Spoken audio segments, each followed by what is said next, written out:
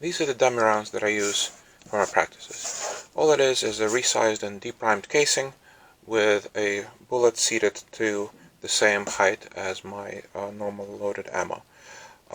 It gives me pretty close to the right weight for the practice. However, it does have one drawback as compared to the snap caps. This deprimed pocket offers no resistance to the striker or the firing pin or whatever, and in some cases it potentially could lead to parts breakage. I don't know if the problem I had with my revolver recently had something to do with it. I don't think I dry fired it enough, and the way the firing pin broke just didn't seem like it was a stress related to no resistance. If anything, it's the other way around. I would expect it, it striking something, shear it where it broke. But regardless, I'm going to put something in here to offer some resistance to the striker and firing pin, and hopefully that would improve the life of my firearms, which I do dry fire fairly extensively.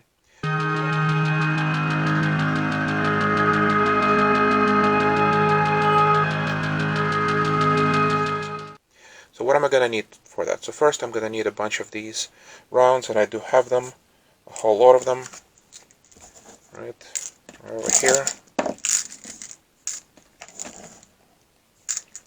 And the next thing I need is some kind of material to fill these holes. And the thing that I experimented a little bit already, the thing that sort of worked out the best for me is this 3D printing NinjaFlex material, which I've had sitting around for a while. It doesn't really feed that well through my printer. In fact, it feeds like crap. So I have a whole lot of it and not that much use. So I'm going to use that. You can use any kind of rubber, I think, that you have of suitable size. The next thing I'm going to need is something to cut that with, which is right here. I'm going to need a source of heat. I'm going to use this torch lighter. And I will need something to flatten the melted rubber on. I'm going to use this piece of scrap steel and a utility knife with a sharp blade. The sharper the better, so this is still okay. The process is pretty straightforward.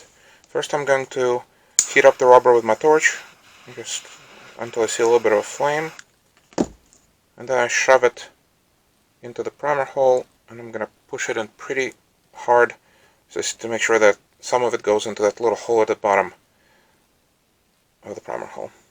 I'm going to give it about a second to cool off, and then I'm going to snip it off and leave it a little bit of a stick out because we're going to need that for the second stage.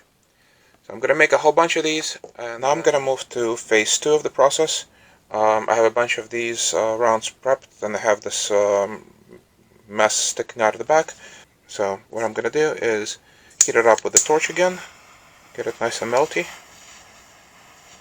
and then press it against the metal and twist. And we have something like this now. I'm going to set it aside and let the rubber solidify, and repeat this process for all of these. So I'll be right back.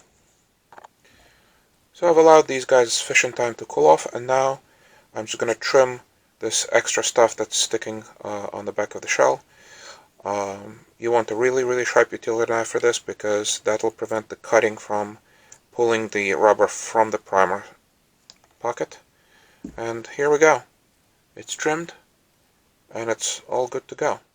A reasonable question might be, with a pack of 5 snap caps going for, say, anywhere about $6 to $10, is it even worth going through this?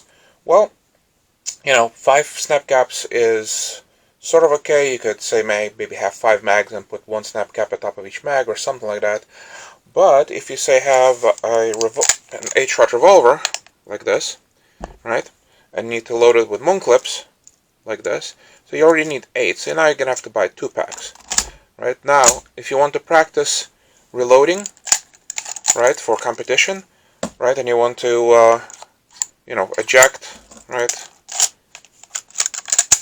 You want to eject your snap caps and then grab another one from the belt, throw it in. Well, now you need at least 2, right? Now you want to have efficient practice. You don't want to keep on picking up moon clips, right? You may want to have 3 or 4 of these. Now you have 4 times 8, 32. Now you're talking about 6, 7 packs of snap caps. Now that's starting to add up to some real money. So, this is a pretty good way to have efficient practice on a budget.